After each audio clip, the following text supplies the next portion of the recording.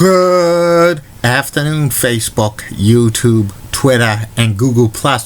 This is Rich again, back for your second and final video blog of the day for Saturday, July 30th, 2016, around 4:59 in the afternoon in Billerica, Massachusetts. Sunny day out today, highs in low 80s. Decent day, no humidity. Tomorrow's supposed to be on and off rain showers, but nothing significant. Next week's supposed to be tolerable temperatures with low humidity, but the humidity will come back at the end of the week with 90s, and it's dog days of August. Some news to report. The Washington Nationals traded for closer Mark Melanson from the Pirates. Mark Melanson's going to be the new closer for the Washington Nationals. Bye-bye, Jonathan Papelbon. You're going to be setup guy. Also, the Kansas City Chiefs re-signed left tackle Eric Fisher to a 4-year contract extension worth $48 million. So congratulations to him. There was a shark sighting today at Salisbury Beach, Massachusetts, so be on the lookout for that if you're going up in that area. And if you see a shark, get out of the water. And it's happy National Cheesecake Day and happy Dancing Day. And that's about it on the news. My second and final video blog of the day is about Bruno Sammartino's 2 reigns as wwf champion. Bruno Sammartino, the living legend, the Italian Superman, held the WWF championship from May 17th, 1963 through January 18th, 1971, and then again from December 10th, 1973 through April 30th, 1977. Combined reigns, Bruno was the WWF champion for well over 10 years combined. He wrestled some of the greatest wrestlers of all time. Bruno Sammartino was born in Italy, and he had a rough childhood. He was hungry during World War II. He almost died. He and his family moved to the United States in the Pittsburgh area in 1950, and Bruno got involved in weightlifting and wrestling, made his debut in the late 1950s, wrestled for Vince McMahon Sr., and wrestled for Toronto. Vince McMahon Sr. ran Capital Wrestling Corporation, and in the early 1960s got booking control of the NWA World Champion Nature Boy Buddy Rogers, and Vince McMahon Sr. basically booked Nature Boy Buddy Rogers in his territory for most of his NWA title reign. That got the NWA promoters for other territories pissed. Eventually, in January of 1963, Lou Thez beat Nature Boy Buddy Rogers in a one-fall match in Toronto to win the NWA World title for the 6th time. Usually, NWA World title matches were 2 out of 3 falls. Vince McMahon Sr. and his promoters broke off from the NWA and formed the WWF, as Nature Boy Buddy Rogers was the first champion, winning the title in a fictitious tournament against Antonio Rocca in Rio de Janeiro. And Nature Boy Buddy Rogers was going to have a short reign because he was going to drop it to Bruno Sammartino, who was billed as a strongman, an Italian strongman. Plus, the WWF was built kind of like a babyface territory as champion, and the cities that the WWF promoted, Boston, New York, and Philadelphia, had large Italian-American populations. And on May 17, 1963, Bruno Sammartino beat Nature Boy Buddy Rogers in 48 seconds to become the WWF champion at Madison Square Garden. The crowd went wild. Legend had it that Nature Boy Buddy Rogers was dragged out of his hospital bed after suffering for a mild heart attack to wrestle for only 48 seconds. But that's been disputed many times. And Bruno Sammartino starts his title reign, and he sold out Madison Square Garden a lot of times, the old one and the new one. His challengers were Hans Schroeder, and he also wrestled Gorilla Monsoon several times at Madison Square Garden, including wrestling him 3 straight times, selling out the Garden. One time, Gorilla and Bruno wrestled to an 81-minute time limit draw because of curfew. I was very impressed for Gorilla Monsoon to wrestle that long for Bruno because Gorilla was over 400 pounds. Also Bruno beat Giant Baba, who was over close to 7 feet tall, a couple of times at Madison Square Garden, putting him in the backbreaker, which was Bruno's favorite move. Also, Bruno defended it over the territory against Dr. Jerry Graham and Classy Freddie Blassie in 1964. And also, Bruno had a 3-match series against Cowboy Bill Watts. Cowboy Bill Watts was Bruno's tag team partner briefly, and in like a tag team match at Madison Square Garden, Bill Watts walked out on it and turned heel, and they had a 3-match series which drew a lot of money. Also, Bruno wrestled Dr. Bill Miller and Killer Kowalski in 1965, and Barry McKell Secluda, among others. And the WWF was making lots and lots of money. Also, Bruno traveled a lot to all Japan to defend his title there, and also to the West Coast with to wrestle Ray Stevens a couple of times. There were talk that the NWA promoters was going to merge with the WWE, was talking with the WWE promoters, the WWF promoters about merging the NWA World title and the WWF title together. Bruno was supposed to be wrestling Lou Thesz in a unification title match sometime in 1966, but there were problems, usually because Bruno wanted Sundays off, and the NWA promoters couldn't agree to that, so it was shut down.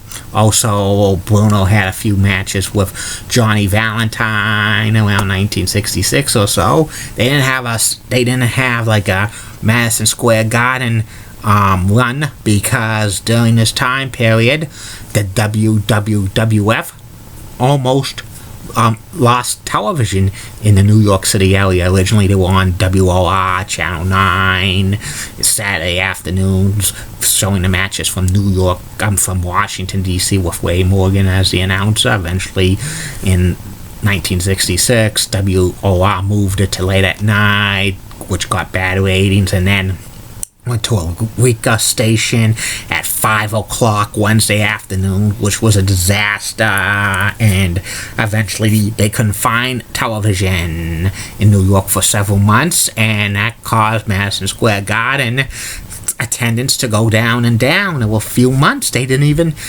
have Madison Square Garden wrestling for the WWF, and it almost caused Vince McMahon Sr. to go out of business. But his other cities and territories, Boston and Philadelphia and Washington and Baltimore, had solid TV. Eventually, WWF Wrestling went on Channel 5 in New York and got a decent time slot, and they showed the programs in Philadelphia, which was being shot in color.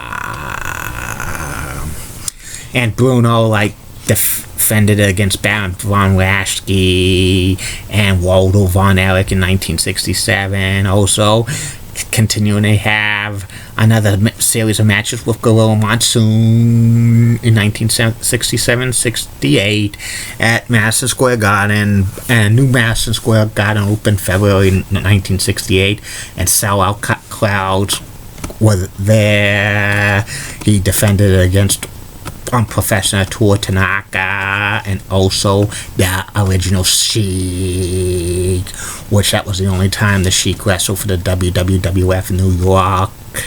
And Bruno also defended against George the Animal Steel a few times in New York, Philadelphia, and Boston. The fans were chanting, "Bruno, Bruno, Bruno," and his favorite move was the bear hug or the Italian backbreaker.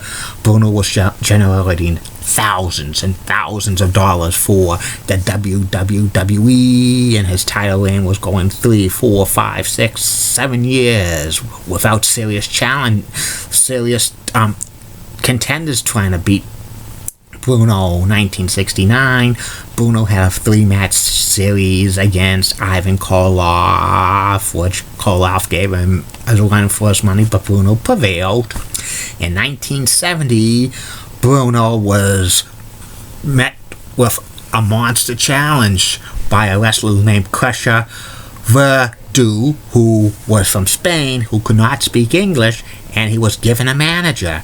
The manager's Captain Lou Albano. That was one of Captain Lou Albano's first proteges. Captain Lou Albano was a part of the Sicilians with Tony Adamore. He was a decent wrestler, but he wasn't a main event talent. And it was Bruno Sammartino who suggested to Vince McMahon Sr. that Lou could be a great manager, and he was. Before, they only had this guy named Tony Angelo as a manager, and he was not that good. But Bruno could talk.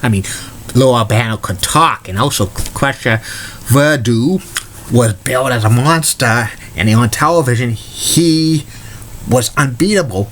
Nobody took him off his feet for a guy who was only 260 pounds. They were building him as a monster and probably the next WWF champion. In June of 1970, the largest gate of Madison Square Garden, at the time, well over $100,000 between Bruno Sammartino and Crusher Verdu. Crusher Verdu won by countout, but in subsequent rematches, Bruno beat him. And he did this all over the territory. And also, Bruno was doing wrestling, Stan the Man Stasiak, and one of the Mongols, Beto Mongo, at the end of 1970. Bruno was getting tired of being the company torchbearer for close to 8 years. Bruno wanted to take some time off to spend with his kids and his wife in Pittsburgh, and Bruno agreed to drop the WWF title, and they were going to put it on a transitional champion because Vince McMahon's Senior's next big baby face was Pedro Morales, who was from Puerto Rico, and the WWF territory had big Latin populations in New York and Boston and Philadelphia, and Vince McMahon Sr. didn't do a business with a babyface champion dropping it to another babyface. So a heel transitional champion had to be picked, and it was Ivan Koloff.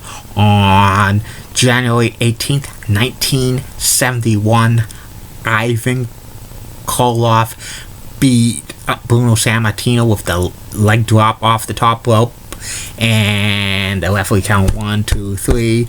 Madison Square Garden was silent. You could hear the sound of a pin drop. Ivan was awarded the title, but he couldn't hold it in the air because they feared of a riot.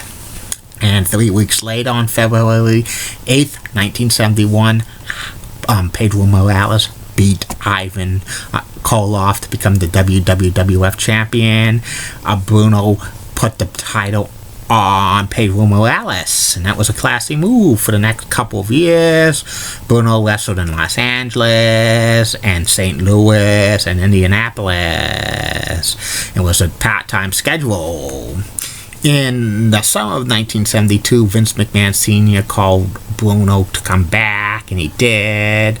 Bruno and Pedro Morales faced off against Mr. Fuji and Professor Tanaka in a tag team match, and Fuji puts salt in the eyes of Bruno Sammartino, accidentally knocking him into Pedro Morales, and Bruno fight, and this was to set up a supercard showdown at Shea in September 1st, 1972, with Bruno Sammartino and Pedro Morales for the WWF Championship.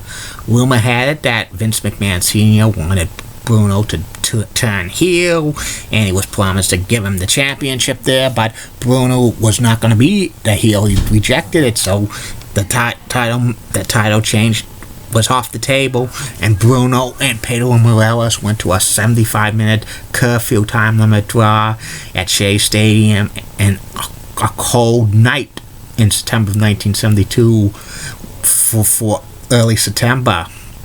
Bruno continued to work the WWF occasionally in 1973, and at the end of 1973, Vince McMahon Sr. asked Bruno to be the WWF champion again. Bruno at first didn't want to, but he agreed because Pedro Morales' reign as WWF champion was decent, but he wasn't drawing as great, and Vince McMahon Sr. did not have the next big baby face lined up to be the next company torchbearer, so Pedro Morales dropped it to Stan the Man Stasiak in Philadelphia in December of 1973. 9 days later at Madison Square Garden, Bruno beats Stan the Man Stasiak to win the WWF title for the second time, and Bruno has a 3.5-year title reign,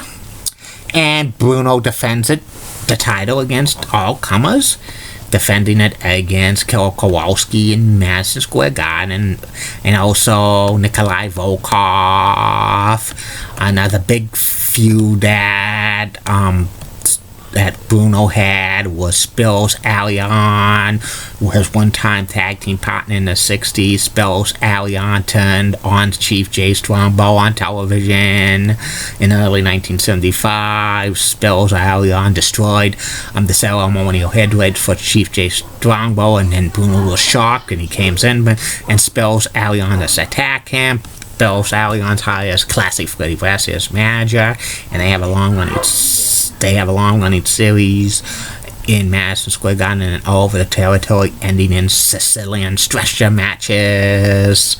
Also, Bruno faces off against Ernie Ladd and George the Animal Steel, and also Bruno renews another rivalry with Ivan Koloff. They have a 3-match series at Madison Square Garden. First was a double disqualification with a lot of referees breaking it up and wrestlers. Second match was another match with Gorilla Monsoon, special guest referee, and that was declared no contest. Third and final match at Madison Square Garden between Koloff and Bruno for the WWF Championship was held inside a steel cage. First time ever a steel cage match happened in Madison Square Garden in December 1975. That match is on the steel cage DVD. Bruno wins it.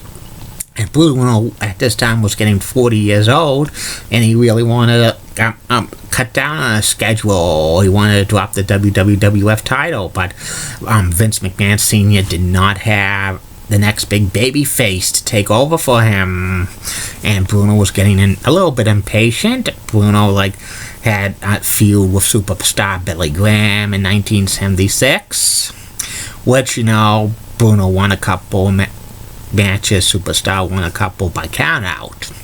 In April of 1976, Bruno faces a tough challenge from Stan the Lariat Hansen, and Stan was like kind of a stiff worker because Stan was wrestled with contact lenses and he was basically blind, and Stan Hansen was managed by Classy Freddie Blassie in one match at Madison Square Garden in April of 1976. Hansen slams Bruno Sammartino, injuring his neck, breaking his neck. But the storyline had like Stan Hansen clotheslining Bruno Sammartino, and Bruno was like 1 centimeter away from paralyzation. Bruno was in the hospital for several weeks, and the WWF title wasn't like defended. And around this time, they were promoting, Vince McMahon Sr. was promoting a big match.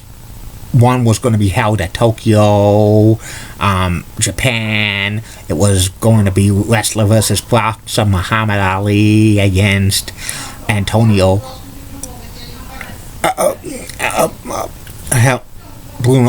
Inoki against Muhammad Ali in Tokyo, and that the advance sales for closed circuit television were poor. The other big match was going to be at Shea in a steel cage match. Stan Hansen against Bruno Sammartino. Bruno Sammartino wasn't in shape to wrestle. Vince McMahon Sr. pleaded with Bruno to get out of the hospital and wrestle. He said that the advance sales are poor. This is going to kill me. I could go bankrupt. And Bruno did it, and he beat Stan Hansen in steel cage match at Shea Stadium, and they blew off that field all over the WWF house show circuit. Bruno also had a feud with Bruiser Brody, and at Madison Square Garden, Bruiser Brody cheated on the first match, but a second match, Bruno beat Brody, and Bruno, like, towards the end of 1976, wrestled Nikolai Volkov and Stan the Man Stasiak to pinfalls and submissions all over the WWF circuit. And 1977, Bruno was 41 years old, and he was ready to drop the WWF Championship. And Vince McMahon Sr. found his long-term replacement champion, Bob Backlund, who was an all-American boy, but like a heel champion needed to be transitioned, and it was superstar Billy Graham.